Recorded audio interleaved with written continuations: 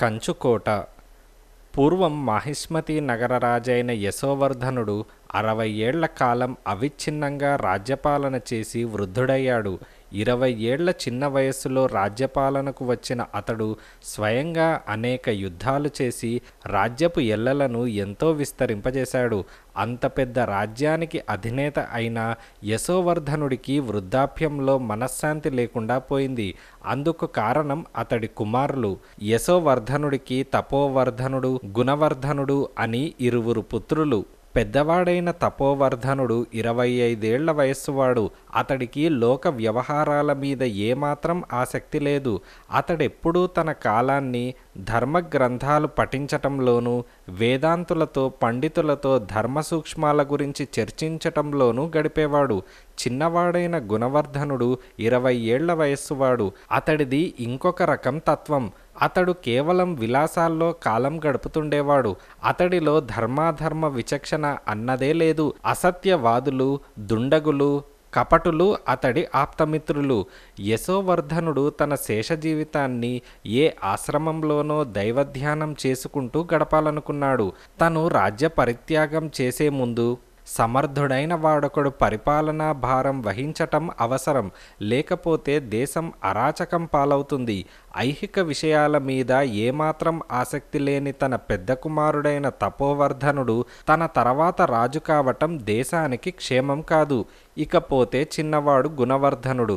గుణవర్ధనుడి దుండగాలను గురించి యశోవర్ధనుడు విని ఉన్నాడు. స్వయంగా అతన్ని చాలాసార్లు మందలించటం కూడా జరిగింది. 20 ఏళ్ల వయస్సులో ఎవరైనా అలాగే ప్రవర్తిస్తారని కూడా యశోవర్ధనుడు అనుకున్నాడు. రాజ్యభారం నెత్తిన పెడితే అతడికి బాధ్యతలు తెలిసి రాగలవన్న నమ్మకం కలిగింది. అయితే మంత్రి సామంతులతో మరికొందరితో ఈ విషయమై మాట్లాడినప్పుడు వారు గుణవర్ధనుడు రాజు కావటాన్ని వ్యతిరేకించారు. పెద్దవాడైన తపోవర్ధనుడుండగా చిన్నవానికి రాజరికం కట్టబెట్టడం ప్రజలలో అశాంతిని రేకెత్తించగలదని వారు సంశయం వెల్లబుచ్చారు. ధర్మచింత, గుణశీలలు ఉన్న తపోవర్ధనుడు మాహిష్మతి నగరానికి రాజు కావటం అందరికీ క్షేమం కాగలదని వారు సలహా ఇచ్చారు. ఈ సలహా యశోవర్ధనుడికి మనస్కరించలేదు. క్షాత్ర ధర్మంలో ఏమాత్రం ఆసక్తి కనబరచని తన పెద్ద కుమారుడు రాజు కావటమంటే అతడు ఏ మంత్రి చేత కీలుబొమ్మగానో ఉండవలసి వస్తుందని ఆయన భావించాడు. తను ఎన్నో యుద్ధాలలో నెత్తురోడ్చి సంపాదించిన రాజ్యం తన వంశీకుల నుంచి పరాయి వాళ్ల హస్తగతమవుతుందని కూడా భయపడ్డాడు. ఇలాంటి భయ సందేహాలతో కొంతకాలం మదనపడి యశోవర్ధనుడు చివరకు ఒక నిర్ణయానికి వచ్చాడు. అది తన రాజ్యంలోని సామంతులను, పెద్దలను, పౌర ముఖ్యులను ఒకచోట సమావేశపరచటం, వారికి తన అభిప్రాయం తెలియపరిచి చిన్నవాడైన గుణవర్ధనుణ్ణి తన తర్వాత రాజుగా అంగీకరించవలసిందని కోరటం. ఇందుకుగాను కొన్నాళ్ల తర్వాత రాజ్యంలోని సామంతులు, పెద్దలు, పౌర ముఖ్యులు సభకు ఆహ్వానించబడ్డారు. అందరూ సమావేశమైన తర్వాత యశోవర్ధనుడు వారికి తన అభిప్రాయం తెలియపరిచాడు. అంతేకాక గుణవర్ధనుడు తన తర్వాత పట్టాభిషిక్తుడు కావటానికి తన పెద్ద కుమారుడైన తపోవర్ధనుడు ఎటువంటి అభ్యంతరం చెప్పడని కూడా రాజు సామంతులకు హామీ ఇచ్చాడు. అవగుణాల పుట్ట అయిన గుణవర్ధనుడు రాజు కావటం సభలో ఎవ్వరికీ ఇష్టం లేదు. అయినా ఆ మాట రాజుతో అనేందుకు ప్రతివారు జంకారు. అలాంటి సమయంలో వీరపుర సామంతుడైన సూర్యవర్మ ధైర్యంగా సభలో లేచి నిలబడి గుణవర్ధనుడి దుండగాలను గురించి చెప్పి అతడు రాజు కావటానికి ఏమాత్రం తగడని తన అభిప్రాయం ప్రకటించాడు. సభలో హర్షధ్వానాలు చెలరేగాయి. సూర్యవర్మ చెప్పిన దానిని బలపరుస్తూ చాలామంది సామంతులు మాట్లాడారు. కొందరు యశోవర్ధనుణ్ణి మరికొంతకాలం రాజ్యపాలనా భారం వహించవలసిందని కోరారు. ఈ మధ్యకాలంలో తపోవర్ధనుడికి రాజ్య వ్యవహారాల్లో ఆసక్తి కలిగించేందుకు ప్రయత్నించవలసిందిగా విన్నవించారు. యశోవర్ధనుడికి ఏమి చేసేందుకు పాలుపోలేదు. ఇందరు సామంతులను, పెద్దలను వ్యతిరేకించి తను చిన్న కొడుకును రాజుగా ప్రకటిస్తే దేశంలో అంతర్యుద్ధం తప్పదు. తన సామంతులందరిలో బలవంతుడు, పలుకుబడి కలవాడు అయిన సూర్యవర్మ ఇలాంటి తిరుగుబాటుకు తప్పక నాయకత్వం వహిస్తాడు. ప్రస్తుతానికి దేశంలో శాంతి కాపాడాలంటే తను రాజ్య పరిత్యాగం చేసే ప్రయత్నం విరమించుకుంటున్నట్టు ప్రకటించటం ఒక్కటే మంచి మార్గంగా ఆయనకు తోచింది. ఆయన అలాగే చేశాడు. అది విన్న సభికుల్లో ఆనందోత్సాహాలు వెల్లివిరిశాయి. సభ చాలించిన తర్వాత యశోవర్ధనుడు తన మంత్రిని వెంటబెట్టుకొని సరాసరి ఉద్యానవనానికి వెళ్ళాడు. అక్కడ ఆయన మంత్రిని సంప్రదించగా అతడు సూర్యవర్మతో ఏకాంతంగా మాట్లాడటం మంచిదని యశోవర్ధనుడికి సలహా ఇచ్చాడు. సామంతుల్లో బలవంతుడైన అతన్ని తమ పక్షం చేసుకుంటే అంతా చక్కబడగలదని మంత్రి తన అభిప్రాయంగా రాజుకు చెప్పాడు. సూర్యవర్మ ఉద్యానవనానికి పిలిపింపబడ్డాడు. యశోవర్ధనుడు సగౌరవంగా అతడికి తన పక్కన కూర్చునేందుకు చోటు చూపి, సూర్యవర్మ, నీవు ఈనాటి సభలో నిర్భయంగా వెలువరించిన అభిప్రాయాలతో నేను ఏకీభవించలేకపోయినా నీ ధైర్యాన్ని మెచ్చుకుంటున్నాను. వీరపుర సామంతులెప్పుడూ ప్రభుభక్తి పరాయణులని నీకు తెలుసు. గుణవర్ధనుడు ఇంకా చిన్నవాడు. నీబోటి అనుభవజ్ఞుల అండదండలు, సహాయ సహకారాలు ఉంటే అతడు చక్కని పరిపాలకుడు కాగలడని నా అభిప్రాయం అని యశోవర్ధనుడన్నాడు. అందుకు సూర్యవర్మ, మహారాజా, ధర్మాధర్మాలు తెలిసినవాడు, సాధుశీలుడు అయిన యువరాజు తపోవర్ధనుడుండగా మీరు రాజ్యాన్ని మరెవరికో కట్టబెట్ట చూడటం ప్రజల దృష్టిలో న్యాయం అనిపించుకోదు అని సూర్యవర్మ అన్నాడు. అందుకు యశోవర్ధనుడు, తపోవర్ధనుడు లౌకిక వ్యవహారాల్లో ఏమాత్రం ఆసక్తి ఉన్నవాడు కాదు. అలాంటి వాడి పరిపాలనలో రాజ్యం తప్పకుండా అరాచకం పాలవుతుంది అని యశోవర్ధనుడన్నాడు. అందుకు సూర్యవర్మ, మహారాజా, అలాంటి లౌకిక విషయాల్లో ఆసక్తి కలిగించటం ఏమంత కష్టం కాదు. జ్యేష్ఠుడుగా అతడు నిర్వహించవలసిన బాధ్యతలను గుర్తు చేస్తే అతడు తప్పక రాజ్యభారం వహించగలడు అని సూర్యవర్మ అన్నాడు. యశోవర్ధనుడు మంత్రికేసి సాభిప్రాయంగా చూశాడు. మంత్రి సూర్యవర్మ చెప్పిన దానికి అవునన్నట్టు తల ఊపాడు. వెంటనే యశోవర్ధనుడు, అలా అయితే తపోవర్ధనుణ్ణి 1 సంవత్సరం పాటు నీ సంరక్షణలో ఉంచుతాను. ఈ కాలంలో అతడికి లౌకిక వ్యవహారాల్లో ఆసక్తి కలిగించి రాజ్యార్హమైన విద్యాబుద్ధులు నేర్పగలవా అని యశోవర్ధనుడు అడిగాడు. సూర్యవర్మ అందుకు అంగీకరించాడు. ముందుగా తను వీరపురం వెళ్ళి అక్కడి పరిపాలనా వ్యవహారాలను తన కుమారుడు చంద్రవర్మకు అప్పజెప్పి కొద్ది రోజులలోనే రాజధానికి తిరిగి రాగలనన్నాడు. ఇందుకు యశోవర్ధనుడు సరేనన్నాడు. సూర్యవర్మ యశోవర్ధనుడి దగ్గర సెలవు తీసుకొని తన విడిదికి వెళ్ళాడు. ఆ రోజు సాయంత్రమే వీరపురం వెళ్లేందుకు సన్నాహాలు ప్రారంభించాడు. సూర్యవర్మ ఈ విధంగా తిరుగు ప్రయాణానికి సన్నాహాలు చేసుకుంటూ ఉండగా అతన్ని దారిలో పొంచి ఉండి హత్య చేసేందుకు మరొక ప్రదేశంలో ఏర్పాట్లు జరుగుతున్నాయి. దీనికి నాయకుడు సర్పకేతుడనే ఒక సామంతుడు. అతడి రాజ్యం వీరపురం ఎల్లల్లోనే ఉన్నది. ఎలా అయినా తన వీరపురాన్ని చేజిక్కించుకోవాలని అతడు ఎంతకాలంగానో వ్యూహాలు పన్నుతున్నాడు. కానీ సాధ్యం కాలేదు. ఈనాడు యశోవర్ధనుడి చిన్న కొడుకైన గుణవర్ధనుణ్ణి తన పక్షాన తిప్పుకోవటం ద్వారా తన పని సానుకూలం కాగలదని అతడు ఊహించాడు. తండ్రి తర్వాత తాను రాజు కావటానికి వ్యతిరేకించిన వాడు వీరపుర సామంతుడైన సూర్యవర్మ అని తెలిసినప్పుడు గుణవర్ధనుడు నిలువెల్లా దహించుకుపోయాడు. అతడి అండ చూసుకునే తక్కిన సామంతులు కూడా తనకు వ్యతిరేకులయ్యారని అతడు భావించాడు. కానీ సూర్యవర్మను తను ఒంటరిగా ఎదురించలేడు. తన వెంట తిరిగే మిత్రుల్లో ఎవ్వరూ కూడా అంత ధైర్య సాహసాలు కలవాళ్లు కారు. గుణవర్ధనుడు సూర్యవర్మ మీద పగ తీర్చుకోవటం ఎలాగా అని ఆలోచిస్తున్న సమయంలో సర్పకేతుడు అతన్ని చూడవచ్చాడు. ఇద్దరూ ఒకరి మనోభావాలను మరొకరు తెలుసుకున్నారు. కొద్దిమంది అంగరక్షకులతో వీరపురం పోతున్న సూర్యవర్మను కొండల్లో హఠాత్తుగా ఎదిరించి చంపటం చాలా తేలిక అని సర్పకేతుడు చెప్పాడు. అందుకు అవసరమైన బలగం తన వెంట ఉన్నదని హామీలు ఇచ్చాడు. ఈ మాటలు విని గుణవర్ధనుడు, మీరు ఈ పని విజయవంతంగా నెరవేర్చగలిగితే ఏదో ఒకనాడు మీరు కోరిన సహాయం చేస్తాను.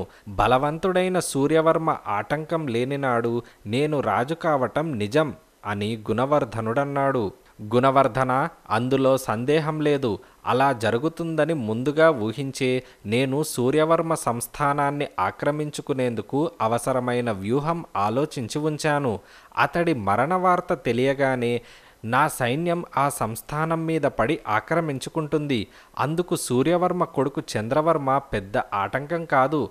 నా సైన్యమంతా మామూలు పౌరులు ధరించే ఉడుపులు ధరించి వీరపురం కోటను ఆక్రమించుకుంటారు. యశోవర్ధన మహారాజుకు అది క్రూరుడైన సామంతుడి మీద సంస్థాన ప్రజలు చేసిన తిరుగుబాటుగా కనిపించేటట్టు చూడాలి అని సర్పకేతుడన్నాడు. సర్పకేత, అందుకు అవసరమైన సహాయం నేను చేస్తాను. సూర్యవర్మ ప్రజాకంటకుడని మా తండ్రి గారితో సమయం చూసుకొని చెబుతాను. అతడి హత్య వీరపుర సంస్థాన సరిహద్దుల్లోనే జరగటం దీన్ని బాగా బలపరుస్తుంది. తక్కిన ఏర్పాట్లు మీరు చూడండి అని గుణవర్ధనుడన్నాడు. గుణవర్ధనుడి మాటలు సర్పకేతుడికి చాలా ఉత్సాహాన్ని కలిగించాయి. బలవంతుడైన సూర్యవర్మ ఆటంకం తొలగిన నాడు గుణవర్ధనుణ్ణి మాహిష్మతీ నగర రాజును చేయటం ఏమంత కష్టం కాదని అతడికి తోచింది. సూర్యవర్మ హత్య చేసిన తర్వాత తను వీరపుర సంస్థానాన్ని తన సంస్థానంలో కలుపుకోవటమే కాక మాహిష్మతి రాజాస్థానంలో కూడా గొప్ప పలుకుబడిని సంపాదించవచ్చుననుకున్నాడు. ఈ విధంగా సూర్యవర్మను హత్య చేసేందుకు కుట్ర పన్నిన సర్పకేతుడు హడావిడిగా రాజధాని నగరం వదిలి తన అనుచరులతో వీరపుర సంస్థాన సరిహద్దుల్లో పొంచి ఉండి సూర్యవర్మ రాక కోసం ఎదురు చూడసాగాడు. సూర్యవర్మకు తన మీద జరుగుతున్న కుట్ర విషయం ఏమీ తెలియదు. అతడు కొద్దిమంది అనుచరులతో సేవకులతో కలిసి ఆ సాయంకాలమే తన సంస్థానానికి బయలుదేరాడు. మధ్యదారిలో ఆ రాత్రికి ఒక చోట మజిలీ చేసి సూర్యోదయం కాగానే మళ్లీ ప్రయాణం సాగించాడు. ఆనాటి సూర్యాస్తమయ సమయానికి సూర్యవర్మ తన సంస్థాన సరిహద్దులను చేరాడు. ఆ ప్రాంతమంతా కొండల చిట్టడువులమయం. ఏ ప్రమాదాన్ని శంకించని సూర్యవర్మ తన గుర్రాన్ని ముందు నడుపుతూ తను యువరాజు విషయంలో స్వీకరించనున్న కొత్త బాధ్యతలను గురించి ఆలోచిస్తున్నాడు. హఠాత్తుగా కొండగుట్టలలో చిన్న కలకలం బయలుదేరింది.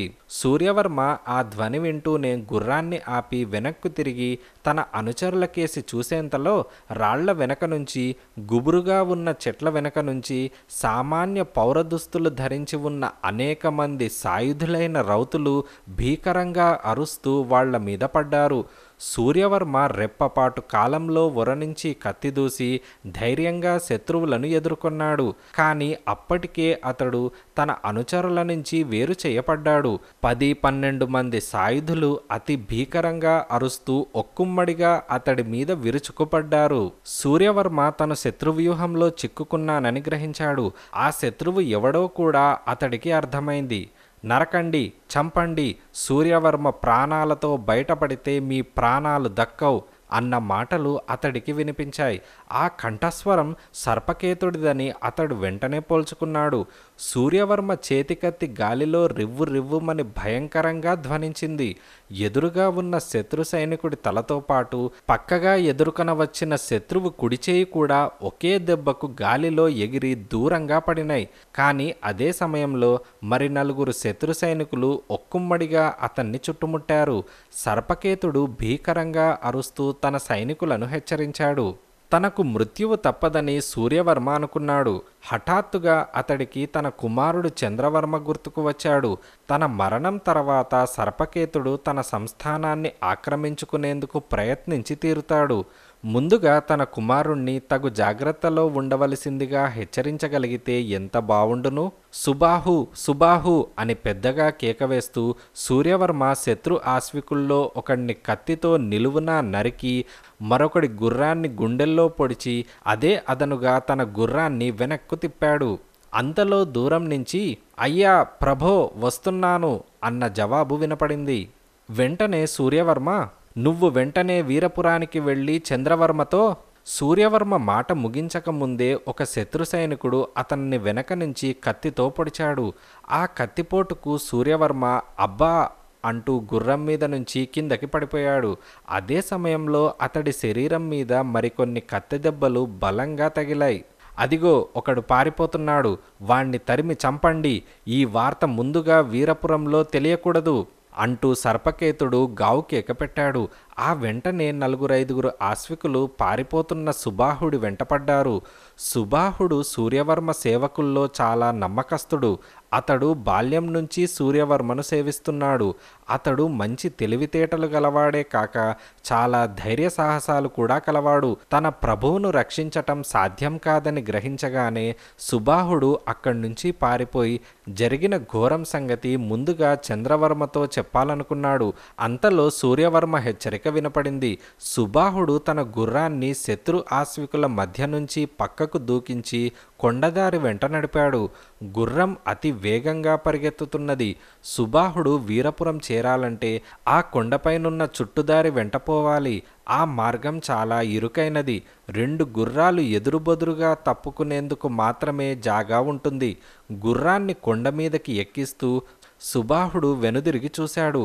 అతన్ని వెంబడిస్తున్న ఆశ్వికులు కూడా తమ గుర్రాలను ఒకదాని వెనక ఒకదానిని కొండెక్కిస్తున్నారు. శత్రు సైనికులకు సుబాహుడికి మధ్య ఉన్న దూరం దాదాపు బాణం వేటుకు అందనట్టుగా ఉంటుంది. తనకు శత్రువులకు మధ్య ఉన్న దూరాన్ని మరికొంత ఎక్కువ చేసుకోగలిగితే తప్ప, లేకపోతే శత్రువుల బాణాలకు తను ఆహుతి కావాల్సి వస్తుందని సుబాహుడు గ్రహించాడు. అతడిలా ఊహిస్తున్నంతలో రివ్వుమంటూ ఒక బాణం వచ్చి అతడికి 10-12 గజాల వెనక ఠక్కుమంటూ ఒక కొండరాయికి బలంగా తగిలి 2గా విరిగి కింద పడిపోయింది. సుబాహుడు తన గుర్రాన్ని గట్టిగా అదిలించాడు. అది మరింత వేగంగా పోసాగింది. వెనక రివ్వుమనే బాణాల చప్పుడు కేకలు వినిపించసాగాయి. కొంచెం సేపు తర్వాత అతడు వెనుదిరిగి చూశాడు. శత్రు సైనికులకు అతడికి మధ్య ఉన్న దూరం మరికొంత ఎక్కువైంది. కానీ వాళ్ళు వదిలేలా లేరు. అతన్ని అనుసరించి గుర్రాలను నడుపుతూనే ఉన్నారు. మెలికలుగా కొండను చుట్టి ఉన్న ఆ సన్నని మార్గం వెంట సుబాహుడు తన గుర్రాన్ని జాగ్రత్తగా నడుపుతున్నాడు. అతడికి కొండవైపున ఉవ్వెత్తుగా లేచిన కొండగోడ, ఎడమవైపున అగాధం లాంటి పల్లము ఉన్నాయి. గుర్రం కాలు ఏమాత్రం పట్టుతప్పినా తను అగాధంలో పడి తునాతునకలవ్వటం తప్పదు. అంతేకాక క్రమంగా చీకటి కమ్ముకోవటంతో మార్గం కూడా అంత స్పష్టంగా కనిపించటం లేదు. కానీ తనను శత్రువులు వెంబడిస్తున్నారన్న సూచనగా గుర్రాల సకిలింపులు, వాటి గిట్టలకు తగిలి దిగువ అగాధంలో జారుతున్న రాళ్ల ధ్వని వినిపిస్తూనే ఉన్నాయి. కొంతసేపటికి బాగా చీకటి పడి చంద్రుడు ఉదయించాడు. కొండ మార్గం మరింత మెలికలు తిరుగుతున్నది. అలాంటి సమయంలో సుబాహుడికి హఠాత్తుగా శత్రు ఆశ్వికులు అగాధానికి అవతల ఉన్న దారి మీద కనిపించారు. అంతకు ముందు అతడు ఆ మార్గాన్నే వచ్చాడు. మధ్య అగాధం ఒకటి వారిని వేరు చేస్తున్న అడ్డదారిన చూస్తే వాళ్ళు అతడికి చాలా సమీపంలో ఉన్నారు. ఇప్పుడు వాళ్ళు బాణాలు ప్రయోగించేందుకు మంచి అవకాశం అని సుబాహుడు అనుకుంటూ గుర్రం మీద నుంచి దిగబోయేంతలో రివ్వుమంటూ ఒక బాణం వచ్చి గుర్రం డొక్కలో బలంగా తాకింది. గుర్రం ముందు 2 కాళ్లను గాలిలోకి ఎత్తి పెద్దగా ఘోషించి గుడ్డిదానిలా కుడివైపునున్న కొండ అంచును తలతో ఒకసారి ఢీకొట్టి ధబీమంటూ పక్కకు పడిపోయింది. దానితో పాటు సుబాహుడు కూడా కిందకి పడిపోయాడు. మరుక్షణం గుర్రం పెద్దగా సకిలించి అగాధం వైపుకు దొర్లింది. రికాబులో కాలు చిక్కుకున్న సుబాహుడు కూడా దానితో పాటు అగాధం కేసి ఈడ్వబడ్డాడు. 5-6 పొర్లిగింతల తర్వాత కొంచెం ఏటవాలుగా ఉన్న ఆ ప్రదేశంలో సుబాహుడి చేతికి ఒక బలమైన చెట్టు కొమ్మ దొరికింది. అతడు దానిని బలంగా 2 చేతులతోనూ పట్టుకున్నాడు. అతడి కాలి నుంచి రికాబు జారిపోయింది. గుర్రం పెద్ద ధ్వనితో రాళ్ల మీదుగా మరికొంత దూరం దొర్లుకుంటూ పోయి పెద్ద శబ్దంతో దిగువనున్న అగాధంలో పడిపోయింది. అగాధానికి అవతలగల కొండ మార్గం మీద నుంచి ఒక్కుమ్మడిగా కేకలు, చప్పట్లు వినిపించాయి. శత్రువులు తనను హతమార్చామని భ్రమపడుతున్నారని సుబాహుడు గ్రహించాడు. గుర్రంతో పాటు తాను అగాధంలో పడి చిన్నాభిన్నమైపోయాడని వాళ్ళు భావిస్తున్నారు. సుబాహుడు చెట్టు కొమ్మల్లో ఉన్న చోటనే కదలక మెదలక ఉండిపోయాడు. ఆ ప్రదేశం కొంత చీకటిగా ఉన్న తెల్లని చంద్రకాంతిలో తాను కదిలితే శత్రువులు గుర్తించవచ్చు. అప్పుడు మరొక బాణం తన ప్రాణాలను బలికొంటుంది. సుబాహుడు కొమ్మల సందుగా శత్రు సైనికులకేసి పరీక్షగా చూశాడు. వాళ్ళు గుర్రాలు దిగి అగాధం అంచుకు వచ్చి మోకాళ్ల మీద వంగి చూసి తర్వాత తమ తమ గుర్రాల దగ్గరకు వెళ్ళి కొంచెం సేపు కూడబలుక్కున్నారు. వాళ్ళు ఒకవేళ తనను గుర్తించారేమో అని భయపడుతున్న సుబాహుడికి అంతలోనే వాళ్ళ నవ్వులు వినిపించాయి. తర్వాత వాళ్ళు గుర్రాలను వచ్చిన మార్గం కేసి తిప్పి వాటిని అధిరోహించి బయలుదేరారు. సుబాహుడు నిశ్చింతగా ఊపిరి పీల్చుకున్నాడు. రికాబులో చిక్కి మెలిదిరిగిన కాలు నొప్పి పెడుతున్నా అతడికి ఆ సమయంలో అదేమంత బాధ అనిపించలేదు. తను శత్రువుల చేతబడకుండా తప్పించుకున్నాడు.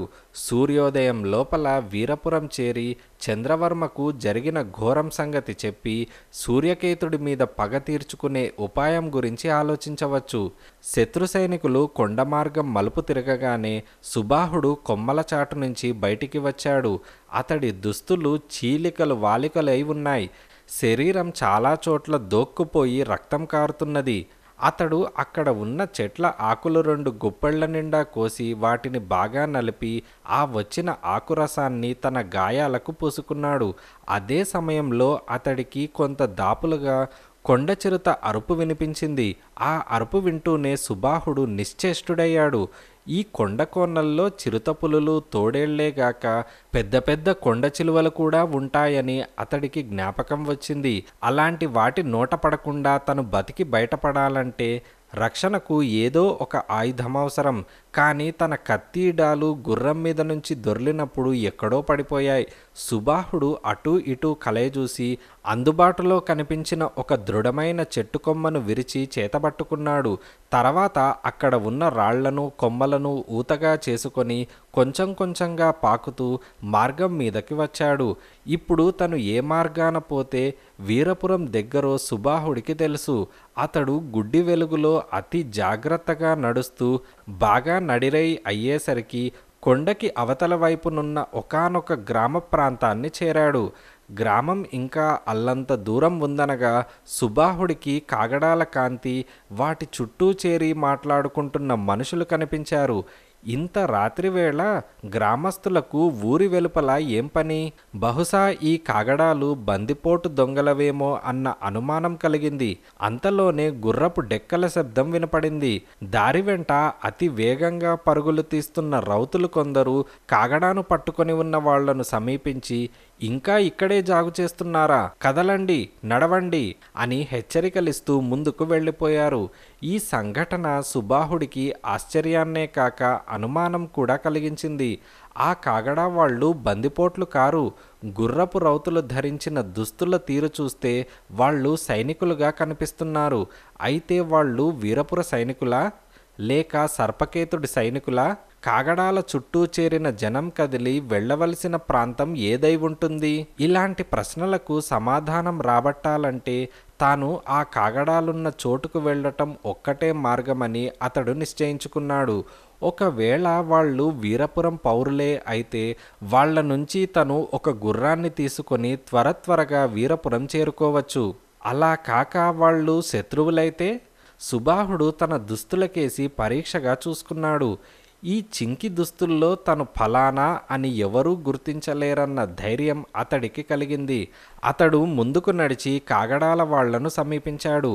అతడు దాపులకు వచ్చే లోపలే కాగడాల చుట్టూ చేరిన వాళ్లల్లో ఒకడు పెద్దగా గొంతెత్తి, అదిగో ఎవడో బిచ్చగాడొస్తున్నట్టున్నది. ఒరేయ్ తిరిపెం, నువ్విక అడుక్కు తిననవసరం లేదు. తెల్లవారే లోపల మేము వీరపురాన్ని కొల్లగొట్టబోతున్నాం. మా వెంట వస్తివా? నీక్కూడా అటూ ఇటూ 14 తరాలకు సరిపడా సొమ్ము దొరుకుతుంది. ఏమంటావ్? వస్తావా అని ఒకడన్నాడు. సుబాహుడు నిర్వాణుడై అంతలోనే తేరుకొని, అవును దొరా, నేను మీ వెంట వీరపురం వస్తాను. నాకు సొమ్మేమీ అవసరం లేదు. బొక్కటానికి ఇంత బువ్వ దొరికితే చాలు అని సుబాహుడన్నాడు. అవతలివాడు ఏదో అనబోయేంతలో కొందరు రౌతులు వేగంగా అటు వస్తూ సర్పకేత రాజుకు జై అంటూ అరిచి, మీలో ఎవరైనా వీరపురం వాళ్ళున్నారేమో ఇప్పుడే చూసుకోండి, తర్వాత ఏడ్చి లాభం లేదు అని రౌతులన్నారు. జనంలో ఒకడు సుబాహుణ్ణి వాళ్లకు చూపుతూ, ఇక్కడ ఉన్న వాళ్లమంతా ఒకరినొకరు ఎరుగున్న వాళ్లమే. వీడెవడో కొత్తవాడు, బిచ్చగాడిలా ఉన్నాడు, ఇప్పుడే ఇక్కడికి వచ్చాడు అని అన్నాడు. రౌతులు, హేయ్ అంటూ సుబాహుడికేసి తమ గుర్రాలను వేగంగా దూకించారు. సుబాహుడు ఒక త్రుటికాలం నిశ్చేష్టుడయ్యాడు. తన అంతం సమీపించిందని కూడా అతడు భయపడ్డాడు. తన యజమాని మరణం సంగతి వీరపురంలో తెలియపరిచిన తర్వాత ఇలాంటి ప్రమాదం వచ్చి ఉంటే అతడు ఏమాత్రం లెక్క చేసి ఉండేవాడు కాదు. ఈ క్షణాన తన చావు వీరపుర సంస్థానానికి కూడా ఎంతో వినాశకరంగా పరిణమిస్తుంది. దైవ కృప వలన తాను ఈ రౌతులను ఎలాగైనా మోసపుచ్చి పారిపోగలిగితే ఎంత బావుండును. ఏయ్, ఎవరు నువ్వు, మాట్లాడవేం అంటూ ఒక రౌతు సుబాహుణ్ణి సమీపించి చేత్తో అతడి జుట్టు పట్టుకొని కుదిపాడు. అంతలో జనంలో నుంచొకడు, పాపం ఆ బిచ్చగాణ్ణి హింసించకండి, ఉపవాసాలతో మాటా పలుకు పడిపోయినట్టున్నది అని జాలిగా అన్నాడు. ఆ మాటలతో సుబాహుడు తెప్పరిల్లాడు. తను మామూలు బిచ్చగాడిగా నటించటం ఏమంత కష్టం కాదని అతడికి ధైర్యం కలిగింది. బాబు, ఇంత రొట్టె ముక్క అంటూ సుబాహుడు రౌతు కళ్ళల్లోకి జాలిగా చూస్తూ గుర్రం కళ్ళాన్ని పట్టుకున్నాడు. ఛీ, ఇదేం పీడ, ఎవడో వీరపురం వేగుల వాడనుకున్నాను, ముష్టి వెధవ అంటూ రౌతు గుర్రాన్ని అదిలించి ముందుకు వెళ్ళాడు. వీడేం వేగులవాడు, శరీరంలో ప్రాణం ఉన్నట్టే లేదు, ఈ చింకిగుడ్డలు వీడు. అరే శనిగ్రహం, నీ వంటినే మోసుకోలేని వాడికి చేతిలో ఆ లావు కర్ర ఎందుకు అని ఒక రౌతు హేళనగా అన్నాడు. ఆ మాటలకు సుబాహుడు, కొండల్లో చిరుతపులుల్ని తోడేళ్లను బెదరకొట్టేందుకు దొరా అని సుబాహుడు తడుముకోకుండా అన్నాడు. ఈ జవాబు వింటూనే రౌతులతో పాటు జనంలో నుంచి కూడా కొందరు పొట్టలు చెక్కలయ్యేలా నవ్వారు. ఎంత గొప్ప వేటగాడివిరా నువ్వు, కాలు తీసి కాలు పెట్టే ఓపిక లేనివాడివి చిరుతపులుల్ని తోడేళ్లని బెదరగొడతావా అని వాళ్ళు నవ్వుకున్నారు. దొరా, ఇంత రొట్టె ముక్క పెట్టించండి, తర్వాత నా ప్రతాపం చూద్దురుగాని, వారం రోజులుగా పచ్చి మంచినీళ్లతో బతుకుతున్నాను అని సుబాహుడన్నాడు. రౌతులు ఈ మాటలేవి వినిపించుకోలేదు. వాళ్ళు గుర్రాలను ముందుకు ఉరికిస్తూ, మీరు త్వరగా రాకాసి దిబ్బ దగ్గరకు రావాలి, అక్కడ మీకు కావాల్సిన ఆయుధాలు ఇవ్వబడతాయి, తెల్లవారే లోపల వీరపురం మన గుప్పెట చిక్కుతుంది, సర్పకేత రాజుకు జై అంటూ వెళ్ళిపోయారు. సైనికులు వెళ్ళగానే జనంలో నుంచి కొందరు ముందుకు వచ్చి సుబాహుణ్ణి చుట్టుముట్టారు. వాళ్లల్లో ఒకడు సుబాహుడితో, ఏరా అబ్బి, చూడ్డానికి యువకుడిలాగే కనపడుతున్నావు, కాలు చెయ్యి కూడా బాగానే ఉన్నట్టున్నది, అలాంటి వాడికి బిచ్చమెత్తుకునే కర్మెందుకు పట్టింది అని జనంలో ఒకడు సుబాహుడితో అన్నాడు. అందుకు సుబాహుడు, అది తెలుసుకునేందుకే కదా ఈ కొండల మీద ఉన్న గురువును 5 ఏళ్ల నుంచి సేవిస్తున్నాను. దొరా, ఆయనకు ఇన్నేళ్లుగా నా మీద దయ కలగలేదు.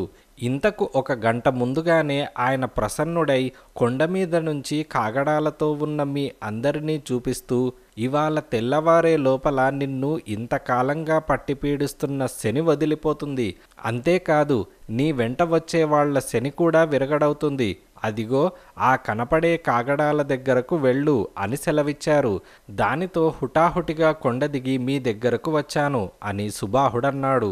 సుబాహుడు ఇలా చెప్పగానే చుట్టూ చేరిన వాళ్ళు ఒక క్షణకాలం ఆశ్చర్య సంభ్రమాలతో నోట మాటరాక తడపడి అంతలోనే తెప్పరిల్లి, ఆ కొండ మీద ఉండే మహాపురుషుణ్ణి గురించి చాలా కాలంగా వినటమే గాని చూసిన వాళ్ళెవ్వరూ లేరు, ఇవాళ తెల్లవారే లోపల వీరపురాన్ని వశపరుచుకొని కొల్లగొట్టబోతున్నాం, దివ్యదృష్టి ఉన్నవాడు గనక ఆయనకు ముందుగానే ఇదంతా తెలిసి ఉంటుంది, ఇక మనకు విజయం తప్పదు, త్వరగా బయలుదేరదాం అని అన్నారు. ఆ వెంటనే కొందరు గ్రామంలోకి పరిగెత్తి సుబాహుడి కోసం ఇన్ని రొట్టెలు పాలు తీసుకువచ్చారు. సుబాహుడు తృప్తిగా వాటితో కడుపు నింపుకున్న తర్వాత అతడి ముందు కొత్త దుస్తులు పెట్టి ఆ చింకిగుడ్డలు విప్పి వాటిని ధరించమన్నారు. అలాంటి దుస్తుల్లో తానెవరైంది గుర్తించేవాళ్లు ఉండవచ్చునని అనుమానించిన సుబాహుడు వాళ్లకేసి ఆప్యాయత ఒలికేలా చూస్తూ, మిత్రులారా, మీ దయకు కృతజ్ఞుణ్ణి, కానీ ఇప్పుడు నేనీ కొత్త దుస్తులు ధరించటం గురువు ఆజ్ఞను ధిక్కరించటం అవుతుంది. నన్ను పట్టి పీడిస్తున్న శని ఈనాటి సూర్యోదయం లోపల వదిలిపోతుంది, ఆ తర్వాత వీటిని ధరిస్తాను అని సుబాహుడన్నాడు. ఆ వెంటనే జై అంటూ కొందరు ఒక్కసారిగా దిక్కులు పిక్కటిల్లేలాగా అరిచి సుబాహుడికేసి తిరిగి, ఇంతకు నీ పేరేమిటో మాకు తెలియదు అని అన్నారు. పేరు అంటూ సుబాహుడు కొంచెం తడబడి, తల్లిదండ్రులు పెట్టిన పేరు ఏదైతే శని చేత ఇంతకాలంగా పీడింపబడుతున్న వాణ్ణి గురువాజ్ఞ మేరకు అది వదలగానే అని సుబాహుడు అంటుండగానే జనంలో నుంచొకడు, ఇవాల్టితో మనందరి శని వదులుతుంది, ఈనాటి నుంచి నీ పేరు శని మర్దనుడు అని అన్నాడు. వెంటనే శని మర్దనుడికి జై అన్న కేకలు మిన్నుముట్టాయి. తర్వాత అందరూ కాగడాల వెలుగులో రాకాసి దిబ్బ దగ్గరకు బయలుదేరారు. తన వెంట ఉన్న వాళ్ళు మాట్లాడుకునేదాన్ని బట్టి వాళ్ళంతా కటిక దరిద్రులని, సర్పకేతుడు ధనధాన్యాలు దొరుకుతవని ఆశ కల్పించటం వల్లనే వాళ్ళు వీరపురం కేసి బయలుదేరుతున్నారని సుబాహుడు గ్రహించాడు. నాకు వీరపురాన్ని గురించి బాగా తెలియదు, దాని సామంతుడైన సూర్యవర్మ అంత ప్రజాకంటకుడా అని సుబాహుడు జనంలో ఒకణ్ణడిగాడు. ఆ ప్రశ్న వింటూనే అతడు నవ్వి, ఈ సామంతుల్లో ప్రజాకంటకుడు కానివాడెవడు? సూర్యవర్మ సంగతి తెలియదు గాని సర్పకేతుడు కన్నా జనకంటకుడు మరొకడు పుట్టబోడు అని అన్నాడు. అందుకు సుబాహుడు, అలా అయితే వీరపురాన్ని దోచుకోవటానికి మనం ఎందుకు వెళ్ళాలి? ఆ విధంగా మనం సర్పకేతుడికి సహాయం చేసిన వాళ్ళం అవుతాం కదా అని సుబాహుడన్నాడు. అప్పటికి వాళ్ళిద్దరి సంభాషణలో మరి 4-5 వచ్చి పాల్గొన్నారు. వాళ్ళు సుబాహుడి ప్రశ్నకు వింతగా నవ్వి, మనం సర్పకేతుడికి సహాయం చేయటానికి వెళ్ళటం లేదు, వీరపురాన్ని కొల్లగొట్టేందుకు అతడు సహాయం చేస్తానన్నాడు. మనం అక్కడ నుంచి తెచ్చుకోగలిగిందంతా మనదే, అందులో అతడికి గాని అతడి సైనికులకు గాని పాలుండదు అని జనంలో నుంచొకడు సుబాహుడితో అన్నాడు. అమాయకత్వం, దురాశ కరుడు కట్టిన ఈ పల్లెవాసులతో తను ఏం మాట్లాడినా లాభం లేదని సుబాహుడు గ్రహించాడు. వాళ్ళ దృష్టిలో తమను పాలించే సామంతులందరూ ఒకటే, వీలైనప్పుడల్లా ఇతరులు తమను దోచుకుంటారు. అదేవిధంగా అవకాశం చిక్కితే తాము ఇతరులను కొల్లగొడతారు. అది ఈ పల్లెవాసుల మనస్తత్వం. కొద్దిసేపటి తర్వాత అందరూ రాకాసి దిబ్బ ప్రాంతానికి చేరారు. అప్పటికే అక్కడ వందల సంఖ్యలో జనం చేరి ఉన్నారు. వాళ్లల్లో చాలామంది దగ్గర వెలుగుతున్న పెద్ద పెద్ద కాగడాలున్నాయి. వాళ్ళందరినీ కొందరు సైనికులు సొలుపుగా నిలబెడుతున్నారు. సుబాహుడు ఉన్న ముఠాను కూడా ఒక చోట నిలబెట్టారు. ఆ తర్వాత దళనాయకుల దుస్తులలో ఉన్న కొందరు ఆశ్వికులు ముందుకు వచ్చి అక్కడ చేరిన జనాన్ని ఉద్దేశించి ఈ విధంగా చెప్పారు. మహాశక్తి సంపన్నుడు, దయామయుడు అయిన సర్పకేతరాజు సహాయం వల్ల మీరు ఈనాటితో దరిద్ర బాధ నుంచి విముక్తులవుతారు. ఇప్పటి సమస్య ఏమిటంటే వీరపుర పట్టణంలో ఎలా ప్రవేశించటమా అనేది. పట్టణ ద్వారపాలకుల్ని మోసగించి ఒకసారి ద్వారాలు తెరిచేలా చేశామంటే ఆ తర్వాత మనకు పట్టణంలో అడ్డు నిలబడగల శక్తి ఏమీ ఉండదు. కనుక మీలో ఒక 100 మంది ముందుగా పట్టణ ద్వారాలను సమీపించి హాహాకారాలు చేస్తూ సర్పకేతురాజు సైనికులు మీ గ్రామాల మీద పడి దోచుకుంటున్నట్టు ఆర్తనాదాలు చేయండి. ఆ కేకలకు కాపలా వాళ్ళు ద్వారాలు తెరుస్తారు. వెంటనే మీరు పక్కకు తొలగి దారిస్తే పౌర దుస్తుల్లో ఉన్న మా సైనికులు పట్టణంలో జొరబడతారు. వారి వెనకగా ప్రవేశించి మీరు మీ ఇష్టం వచ్చినట్టు నగరాన్ని కొల్లగొట్టవచ్చు. మీరు మాత్రం వీలైనప్పుడల్లా యశోవర్ధన మహారాజుకు జై అని నినాదాలు మాత్రం చేస్తూ ఉండాలి. యశోవర్ధన మహారాజు పంపగా వచ్చిన వారని భ్రమపడి సూర్యవర్మ సైనికుల్లో కొందరైనా మిమ్మల్ని ఎదుర్కొనేందుకు భయపడతారు. మిగిలిన వాళ్లను పౌర దుస్తుల్లో ఉండే మా సైనికులు హతమారుస్తారు. ఏ పరిస్థితుల్లోనూ మీరు సర్పకేతరాజు పేరు ఉచ్చరించరాదు అని దళనాయకులన్నారు. దళనాయకులు మాటలు ముగిసే లోపలే జనంలో నుంచి యశోవర్ధన మహారాజుకు జై అన్న కేకలు గట్టిగా వినిపించాయి.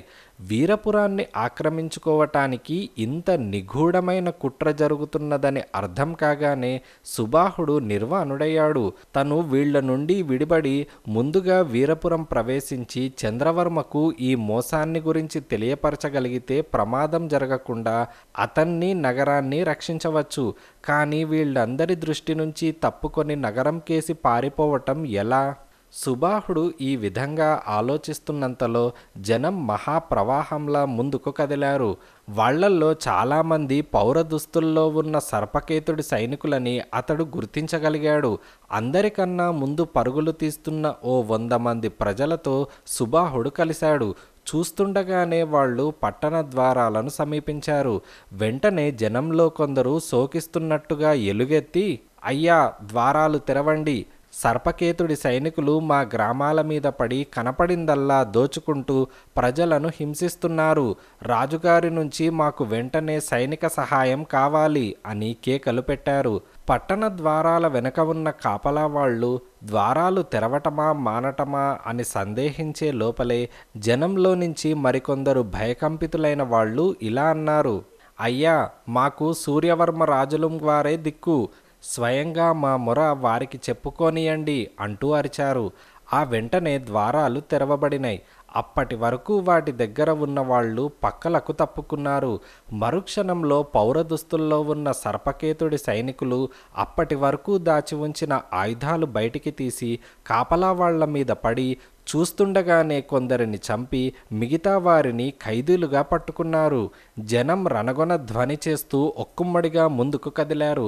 సుబాహుడు ఒక్క గంతులో ద్వారం దాటి పెనుగులాడుతున్న కాపలా వాళ్ల పక్క నుంచి వేగంగా ముందుకు పరిగెత్తాడు. అదే సమయంలో వెనక నుంచి కేకలు చప్పట్లు వినిపించాయి.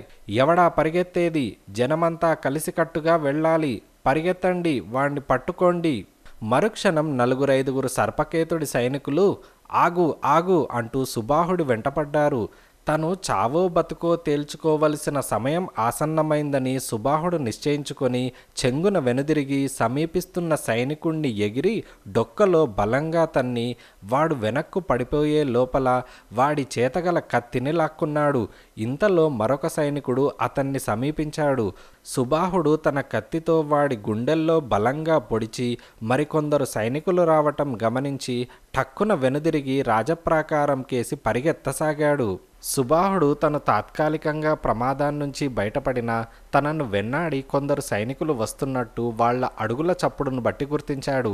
ఆగి వెనుదిరిగి చూసేందుకు కూడా అవకాశం లేదు. తను ఎంత త్వరగా పరిగెత్తి రాజప్రాకారంలో జొరబడగలుగుతానా అన్నదాని మీదే అతడి మనస్సు కేంద్రీకరింపబడి ఉన్నది. వెనుక కేకలు చప్పట్లు మరింత దగ్గరవుతున్నాయి. అంతలో సుబాహుడు రాజప్రాకారం ముందున్న జలయంత్రం చాటుగా ముందుకు పరిగెత్తి ప్రాకార ద్వారం ముందు కాపలా ఉన్న భటులను ఉద్దేశించి, నేను సుబాహుణ్ణి, దారివ్వండి, నన్ను తరుముకు వస్తున్న వాళ్ళు సర్పకేతుడి సైనికులు, వాళ్లను అడ్డగించండి, మన భటులకందరికీ హెచ్చరిక ఇవ్వండి అంటూ కాపలా భటులు దారి ఇవ్వగా చెంగున ప్రాకారంలో ప్రవేశించాడు. ఈ లోపల కాపలా భటులు కత్తులు దూసి తమను సమీపిస్తున్న సర్పకేతుడి సైనికులను ఎదుర్కొన్నారు. సుబాహుడు చంద్రవర్మ ఉండే మేడ పైభాగానికి మెట్ల మీదుగా పరిగెత్తుతూ ఎలుగెత్తి, యువరాజా, ఘోర ప్రమాదం, సర్పకేతుడి సైనికులు పట్టణంలో జొరపడ్డారు అంటూ అరవసాగాడు. సుబాహుడి కేకలకు నిద్రిస్తున్న చంద్రవర్మ ఉలిక్కిపడి లేచి హడావిడిగా పడకగది నుంచి బయటికి వచ్చాడు. అతడికి ప్రాకారం ముందుగల రాజమార్గం మీద పెద్ద కలకలం వినపడింది. అతడు ఆశ్చర్యపడుతూ మిద్దె మీదకి పరిగెత్తి పిట్టగోడ నానుకొని ఆ కలకలం వచ్చిన వైపుకు చూసేంతలో సుబాహుడు రొప్పుతూ అక్కడికి వచ్చాడు. యువరాజా, సర్పకేతుడి సైనికులు మోసం చేసి పట్టణ ద్వారాలు తెరుచుకొని లోపల ప్రవేశించారు. మన భటులను హెచ్చరించండి. శత్రు సైనికులు చాలామంది ఇప్పటికే ప్రాకార ప్రాంగణంలో ప్రవేశించి ఉండవచ్చు అని సుబాహుడన్నాడు. చంద్రవర్మ ఒక త్రుటికాలం నిశ్చేష్టుడయ్యాడు. అంతలో రాజమార్గానికి ఇరువైపులా ఉన్న గృహాల నుంచి పెద్ద పెద్ద మంటలు లేచాయి. గుర్రాల సకిలింపులు, సైనికుల కేకలు, గృహస్థుల ఆర్తనాదాలు చూస్తుండగానే మిన్నుముట్టాయి. వెంటనే చంద్రవర్మ సుబాహుడికేసి తిరిగి, మా తండ్రి గారెక్కడా? ఆయన వెంట నువ్వు యశోవర్ధన మహారాజు గారి వద్దకు వెళ్ళావు కదా అని చంద్రవర్మ అడిగాడు. సుబాహుడు ఆ ప్రశ్న వింటూనే వెలవెలబోయాడు. అతడు ఎంత ప్రయత్నించినా నోట మాట రాలేదు. ఇప్పటి విపత్కర పరిస్థితుల్లో సూర్యవర్మ దుర్మరణం సంగతి చెప్పటం ఏమీ మంచిది కాదని అతడికి మెరుపులా తోచింది.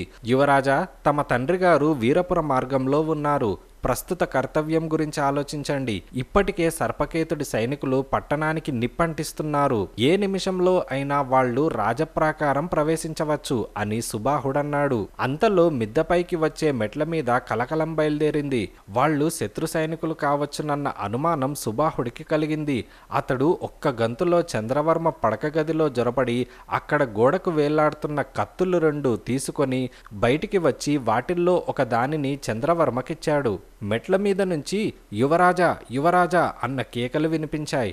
ఆ కంఠస్వరం గుర్తించిన చంద్రవర్మ ఎవరు సేనాని అంటూ బదులు కేక వేశాడు. వీరపుర సేనాని ధీరమల్లుడు ఆ కేక వింటూనే సూటిగా చంద్రవర్మ ఉన్న చోటుకు పరిగెత్తుకు వచ్చాడు. యువరాజా, ప్రమాదం ముంచుకు వస్తున్నది. యశోవర్ధన మహారాజు మన మీద ఎందుకు కత్తి కట్టారో నాకు తెలియటం లేదు.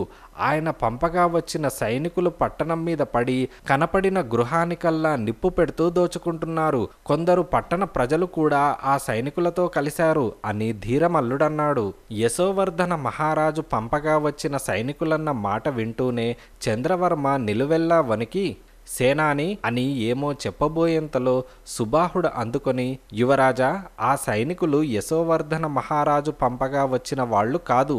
మన పట్టణంలో ప్రవేశించేందుకు, తర్వాత మనల్ని మోసగించేందుకు సర్పకేతుడు పన్నిన కుయుక్తి అది. నేను మారువేషంలో వాళ్లతో పాటు పట్టణంలో ప్రవేశించాను. పౌర దుస్తుల్లో ఉండి సైనికులకు సహాయం చేస్తున్న వాళ్ళు మన పట్టణవాసులు కారు. వాళ్ళంతా సంస్థాన ఇళ్లల్లో ఉండే పల్లెవాసులు. డబ్బు దొరుకుతుందని ఆ అమాయకులకు ఆశ చూపి ఇక్కడికి తెచ్చారు అని సుబాహుడన్నాడు. ఆ జవాబు వింటూనే సేనాని ధీరమల్లుడు నిశ్చేష్టుడయ్యాడు. తర్వాత అతడు చంద్రవర్మ కేసి తిరిగి, సుబాహుడు చెప్పేదే నిజంలా తోస్తున్నది. సర్పకేతుడు ఇలాంటి కుటిల పద్ధతులు అవలంబించటంలో అందవేసిన చెయ్యి. మాహిష్మతి నగరం వెళ్లిన మహారాజులకు కూడా అతడి వల్ల ఏదైనా అపాయం కలగవచ్చు అని ధీరమల్లుడన్నాడు. వెంటనే సుబాహుడు, సేనాని, ముందు మనం చిక్కుకున్న అపాయం సంగతి ఆలోచించండి. మన భటులనందరినీ సమాయుత్తపరిచి శత్రువులను పట్టణం నుంచి బయటికి తరిమే మార్గమేదో యోచించండి అని సుబాహుడు సేనానితో అని చంద్రవర్మ కేసి చూశాడు. చంద్రవర్మ సుబాహుడు చెప్పిన దానికి అవునన్నట్టుగా తల ఊపి, సేనాని, రాజప్రాకార రక్షణ సంగతేమిటి? దీని రక్షణకు ఎలాంటి ఏర్పాట్లు చేశావు అని ఆదుర్దాగా అడిగాడు. యువరాజా, యశోవర్ధన మహారాజుకు జై అంటూ కొందరు సాయుధులు కావలి వాళ్లను తప్పుకొని భవన ప్రాంగణంలో ప్రవేశించారు. కానీ ఆ వెంటనే మన భటులు వాళ్లను ఎదుర్కొని హతమార్చటం జరిగింది. ఆ వచ్చిన వాళ్ళు సర్పకేతుడి సైనికులని మన వాళ్లకు ముందుగానే సుబాహుడు హెచ్చరిక ఇవ్వటం చాలా లాభించింది అని ధీరమల్లుడన్నాడు. సేనాని, అయితే మన భటులనందరినీ ఆయుత్తపరచు. కొద్దిమంది భటులను ఇక్కడ కాపలా ఉంచితే సరిపోతుంది. తక్కిన వారితో పట్టణం ప్రవేశించి ఆ సర్పకేతుడి సైనికులను వేటాడుదాం అని చంద్రవర్మ అన్నాడు. యువరాజా, భటులందరూ ఆయుత్తపరచబడ్డారు. యశోవర్ధన మహారాజు పేర కొట్టే జేజేలు నన్ను కలవరపరిచాయి. అందుకే మీ దగ్గరికి వచ్చాను అని ధీరమల్లుడన్నాడు. అప్పటికే పట్టణంలో అనేక చోట్ల పెద్ద పెద్ద మంటలు లేచాయి. ఒక్క రాజమార్గం వైపు నుంచే కాక అన్ని వైపుల నుంచి కేకలు, ఆర్తనాదాలు వినపడుతున్నాయి. చంద్రవర్మ మిద్దెపై నుంచి కాలిపోతున్న పట్టణం కేసి ఓసారి సాలోచనగా చూసి పెద్దగా నిట్టూరుస్తూ మెట్లు దిగి భవనం ముందుకు వచ్చేశాడు. అక్కడ ఆయుధదారులైన భటులు 400-500 మంది సొలుపుగా నిలబడి ఉన్నారు. వారి పక్కనే అశ్వరూఢులైన కొందరు రౌతులు పెద్ద పెద్ద ఈటలు చేబూని సర్వసన్నద్ధంగా ఉన్నారు. చంద్రవర్మ ఓ 50 మంది భటులను, 10 మంది ఆశ్వికులను రాజప్రాకార రక్షణకు నియోగించి మిగతా వారిని 2 సమభాగాలుగా విభజించి ఒక భాగాన్ని సేనాని ధీరమల్లుడికి ఒప్పజెపుతూ, సేనాని, నేను కోటద్వారాలు దాటి రాజమార్గం మీదకి వెళ్ళగానే తూర్పు దిక్కుకు తిరుగుతాను. నువ్వు నీ భటులతో పడమటి దిక్కుకు వెళ్ళటం మంచిది. ఇద్దరం ఆ విధంగా శత్రు సైన్యాన్ని ఛేదించుకుంటూ అర్ధచంద్రాకారంగా తిరిగి ఉత్తర ద్వారాన్ని చేరుకుందాం. ఒకవేళ దైవ నిర్ణయం మరో విధంగా ఉంటే అప్పటి పరిస్థితులకు అనుగుణంగా ఉండే నిర్ణయాలు ఎవరికి వారంగా చేసుకోవటం తప్ప మరో మార్గం లేదు అని చంద్రవర్మ అన్నాడు. చిత్తం యువరాజా, మీరు మాత్రం అనవసర ప్రమాదాలకు లోను కాకండి. ఈ చీకటి మాటున శత్రువుల బలం ఎంతటిదో తెలియటం లేదు అని ధీరమల్లుడన్నాడు. ఆ వెంటనే 2 సైన్య విభాగాలు సూర్యవర్మ మహారాజుకు జై అంటూ ప్రాకార ప్రాంగణం దాటి పట్టణంలోకి ప్రవేశించాయి. అప్పటికి తూర్పు దిక్కు తెల్లవారుతున్నది. సాయుధుడై గుర్రం మీద ఉన్న సుబాహుడు చంద్రవర్మకు ఆ దాపులనే తగలబడుతున్న గృహాలను చూపిస్తూ, యువరాజా, సర్పకేతుడు తన కుటిల యత్నంతో కొంతవరకు విజయం సాధించాడు. అతడి పక్షాన పట్టణంలో ప్రవేశించిన వారిలో సుశిక్షితులైన సైనికులు బహుకొద్దిమంది, ఎక్కువ భాగం దోపిడీ కోసం వచ్చిన పల్లెవాసులు. మనం నిర్దయగా వాళ్లల్లో కొందరినైనా హతమార్చగలిగితే తక్కిన వాళ్ళు ప్రాణాలు అరచేత పట్టుకొని నగరం వదిలి పారిపోతారు. అలా చేద్దామంటారా అని సుబాహుడన్నాడు. చంద్రవర్మకు ఈ ఆలోచన బాగానే ఉన్నట్టు తోచింది. అతడు తన వెంట ఉన్న ఆశ్వికులను హెచ్చరించి పెద్దగా జై నినాదాలు చేస్తూ కాగడాలు పట్టుకొని ఇటూ అటూ పరిగెత్తుతున్న దోపిడీదారుల మీదకి ఉరికించాడు. మరుక్షణంలో ఆశ్వికులు చేతగల ఈటలు దోపిడీదారుల వెన్నుల్లోనూ గుండెల్లోనూ బలంగా గుచ్చుకున్నాయి. సూర్యవర్మ సైనికులు, సూర్యవర్మ సైనికులు అంటూ ఆ ప్రాంతమంతా గగ్గోలు బయలుదేరింది. మరుక్షణమే రాజమార్గం పక్కల అటూ ఇటూ ఉన్న సందుగొందుల నుంచి సూర్యవర్మ సైనికుల ఎక్కడా ఎక్కడా అన్న పెద్ద పెద్ద కేకలతో పాటు పరిగెత్తుకు వస్తున్న గుర్రాల గిట్టల చప్పుడు కూడా స్పష్టంగా వినపడింది. శత్రు సైనికులను హతమార్చేందుకు చంద్రవర్మకు అది మంచి అదనుగా కనపడింది. అతడు తన భటులలో సగం మందిని శత్రు సైనికులు వస్తున్న గొందికి అటువైపుగా నిలబడి తక్కిన సగం మందితో రెండో వైపున నిలబడ్డాడు. రాజమార్గం చేరేందుకు ముందు వెనకలు చూడకుండా వస్తున్న శత్రు సైనికులను వచ్చిన వారిని వచ్చినట్టు ఇరువైపుల నుంచి ఎదుర్కొని తెగటార్చాలని చంద్రవర్మ వ్యూహం పన్నాడు. అతడి వ్యూహం పారింది. మితిమీరిన విజయోత్సాహంలో సర్పకేతుడి సైనికులు రాజమార్గం మీద ఏమున్నదో చూసుకోకుండా గొందిలో నుంచి వేగంగా రాజమార్గం చేరేందుకు ప్రయత్నించారు. ఇరువైపులా సర్వసన్నద్ధంగా ఉన్న చంద్రవర్మ భటులు వచ్చిన వారిని వచ్చినట్టు తమ ఈటలతో పొడవసాగారు. అక్కడ జరుగుతున్న భీభత్సాన్ని గుర్తించి వెనుదిరిగి పారిపోయే లోపలే శత్రువుల్లో ఎక్కువ భాగం చంద్రవర్మ భటుల చేత నిర్దయగా హతమార్చబడ్డారు. ఈ విజయంతో చంద్రవర్మ భటులలో ఎక్కడలేని ఆత్మవిశ్వాసం కలిగింది. వాళ్ళు ఒక్కుమ్మడిగా సూర్యవర్మ మహారాజుకు జై అంటూ రాజమార్గం మీద కనబడిన ప్రతి శత్రు సైనికుణ్ణి బందిపోటును వెంటాడి తమ ఈటలతో కత్తులతో పొడవసాగారు. పట్టణ ప్రజలు కూడా తమ యువరాజు భటులతో రావటం గుర్తించి దొరికిన ఆయుధమల్లా చేబూని శత్రువుల మీద విరుచుకుపడ్డారు. కొద్దిసేపట్లో చంద్రవర్మ ఎదురుపడిన శత్రువునల్లా హతమారుస్తూ అమిత వేగంతో ఉత్తరద్వారం సమీపించాడు. పడమటి వైపుగా శత్రు సంహారానికి బయలుదేరిన సేనాని ధీరమల్లుడు కూడా అతనికి అల్లంత దూరంలో కనిపించాడు. కానీ అతని వెనక భాగాన పెద్ద ఆశ్విక దళం ఒకటి కదులుతూ ఉండటం చంద్రవర్మ కంటబడింది. చూస్తుండగానే ధీరమల్లుడు తన ఆశ్వికులతో చంద్రవర్మను సమీపించి, యువరాజా, మనం వెంటనే రాజప్రాకార దుర్గం చేరటం మంచిది. సర్పకేతుడు స్వయంగా మరికొంత సైన్యంతో పట్టణం ప్రవేశించాడు. అసంఖ్యాకులైన ఆ శత్రు సైనికులతో స్వల్ప సంఖ్యలో ఉన్న మనం ముఖాముఖి తలపడటం ఆత్మహత్యతో సమానమవుతుంది. దుర్గ రక్షణల ఆసరాతో పోరాడదాం. ఈ లోపల సరిహద్దుల్లో ఉన్న మన సైన్యం సహాయానికి రావచ్చు అని ధీరమల్లుడన్నాడు. సర్పకేతుడు మరికొంత సైన్యంతో పట్టణం ప్రవేశించాడనే వార్త చంద్రవర్మకు పిడుగుపాటులా తోచింది. దీని అర్థం అతడు మాయోపాయాన్ని పరిత్యజించి ప్రత్యక్షంగా దండోపాయానికి పూనుకున్నాడన్నమాట. చంద్రవర్మ తన అశ్వాన్ని గిరుక్కున వెనక్కు తిప్పాడు. సుబాహుడు, ధీరమల్లుడు తమ తమ గుర్రాలను అతడికి ఇరువైపులా నడిపారు. భటులు వెంటరాగా అందరూ అతి వేగంగా ప్రాకారం కేసి బయలుదేరారు. దారిలో ఎక్కడా వారిని శత్రువులు ఎదుర్కోలేదు. కానీ వారందరూ ప్రాకార ప్రాంతాన్ని సమీపించేసరికి దాని ముఖద్వారం ముందు శత్రు పదాతి సైనికులు, ఆశ్వికులు కనిపించారు.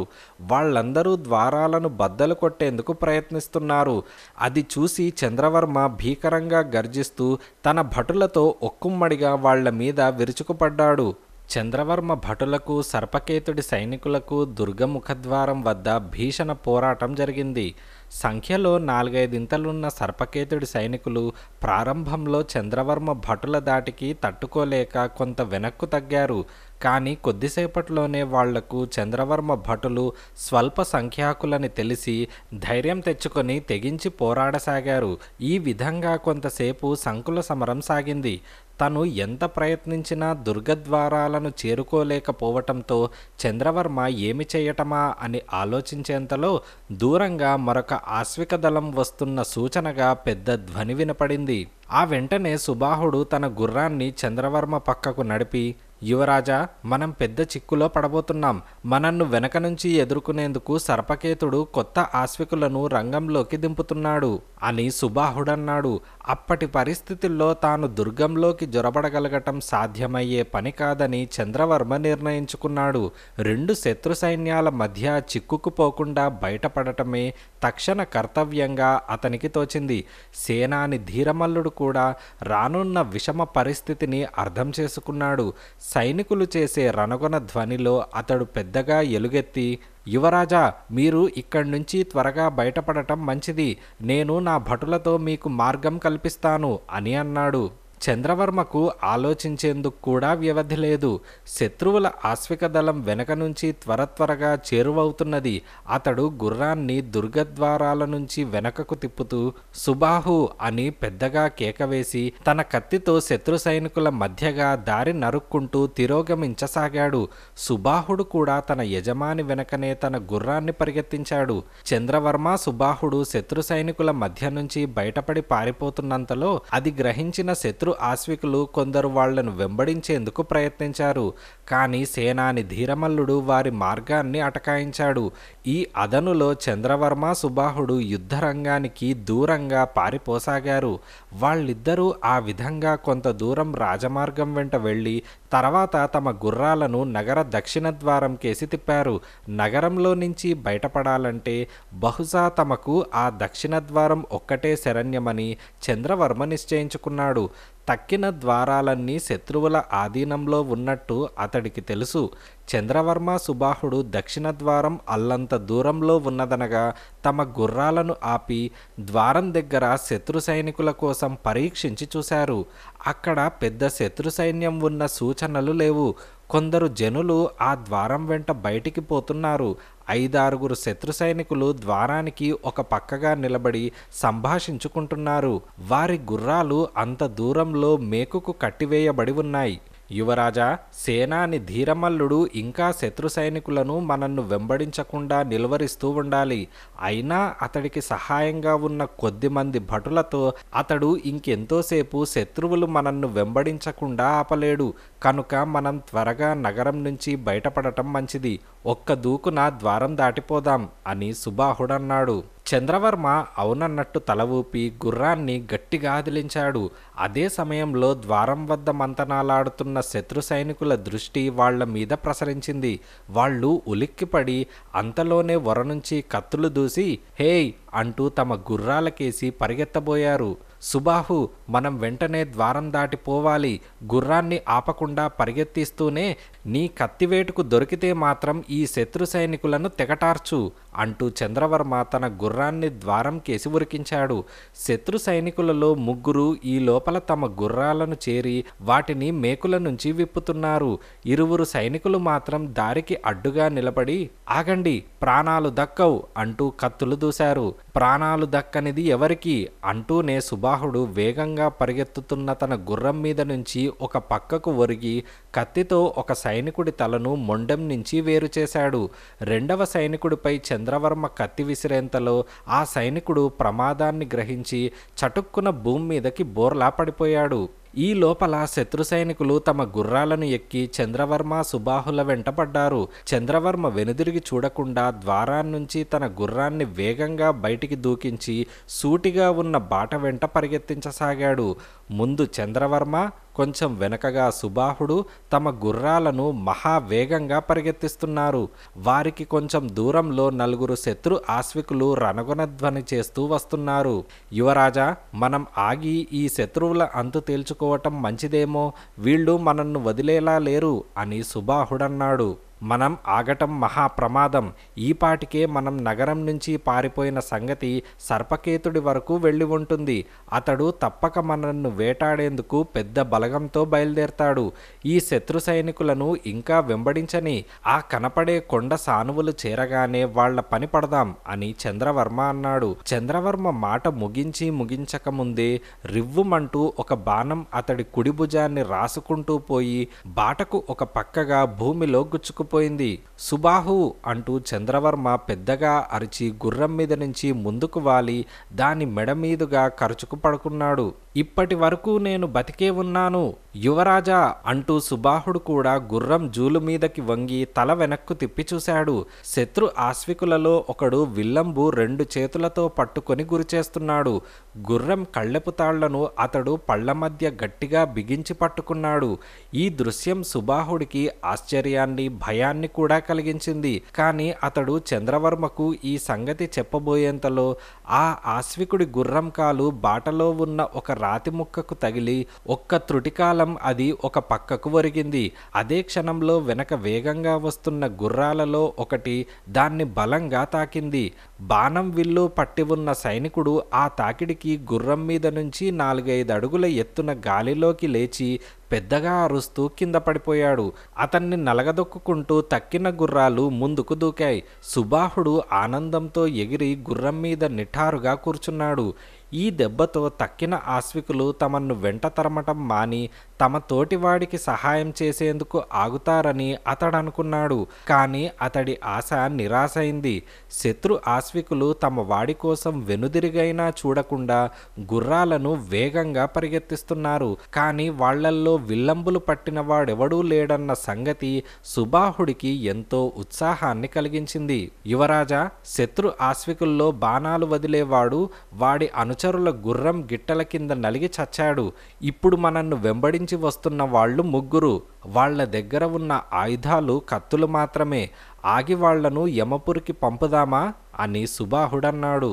చంద్రవర్మ వెనుదిరిగి చూశాడు. శత్రు ఆశ్వికులు 3. వాళ్లను తుదిముట్టించటం ఏమంత కష్టం కాదు. కానీ ఈ లోపల మరికొందరు శత్రువులు అక్కడికి రావటం జరిగితే తమ పరిస్థితి ప్రమాదకరంగా పరిణమిస్తుంది. అతడు ఈ విధంగా ఆలోచిస్తూ తన గుర్రం వేగాన్ని తగ్గించి బాటకు ఒక పక్కగా దాన్ని నిలిపాడు. ఇంతలో సుబాహుడు కూడా అక్కడికి వచ్చి తన గుర్రాన్ని కూడా నిలువరించాడు. ఆ వెంటనే శత్రు ఆశ్వికులు గుర్రాలను ఆపి చంద్రవర్మ సుబాహుల కేసి చూస్తూ ఏదో మాట్లాడుకోసాగారు. యువరాజా, ఈ దుర్మార్గులు మనతో కలయబడటానికి భయపడుతున్నట్టున్నది. వాళ్ళు ధైర్యం చేసి ఇక ముందుకు రారు.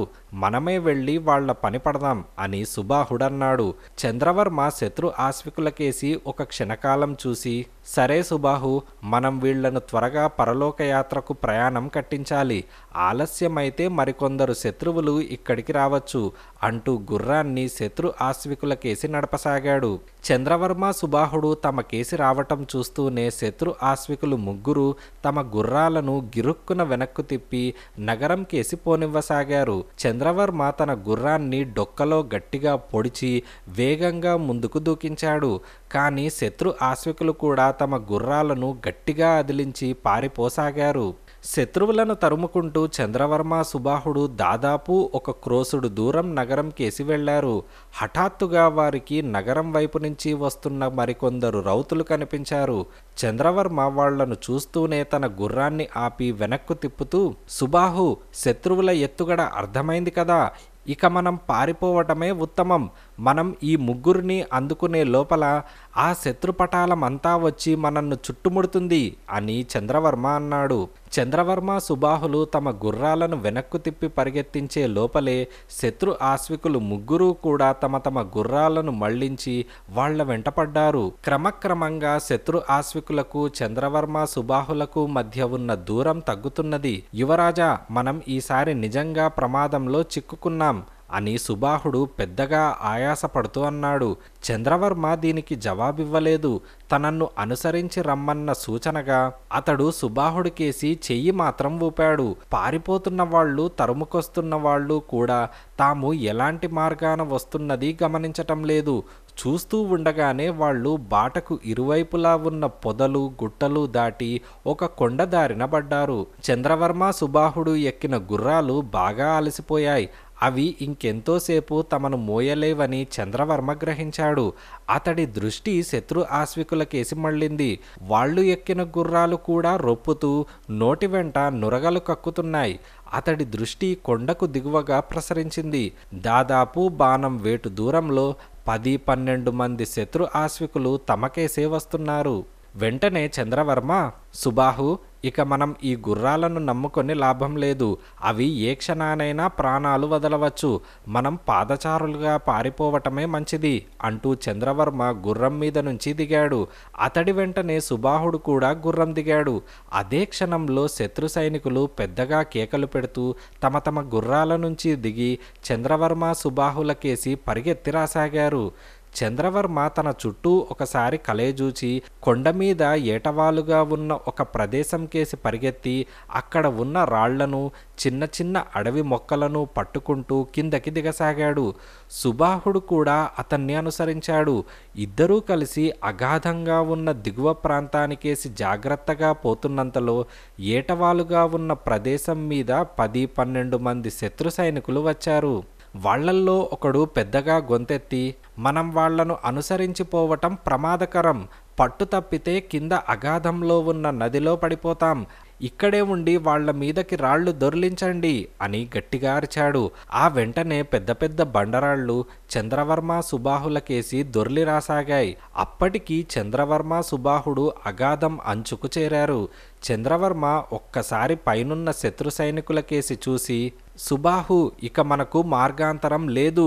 నీకు ఈత వచ్చును కదా అంటూ అగాధం అంచున పొంగులు వారుతూ పారుతున్న నదిలోకి చెంగున దూకాడు. చంద్రవర్మ నదీ ప్రవాహంలో ఈదేందుకు ప్రయత్నించాడు. కానీ ప్రవాహ వేగం అతన్ని అటూ ఇటూ విసిరి కొట్టసాగింది. కొండ అంచున ఉన్న శత్రు సైనికులు గోలగా మాట్లాడుకోవటం అతడికి వినిపిస్తూనే ఉన్నది. సుబాహుడు కూడా తనతో పాటు నదిలోకి దూకాడా లేక శత్రువుల చేత చిక్కాడా? ఇంకా ఉంది.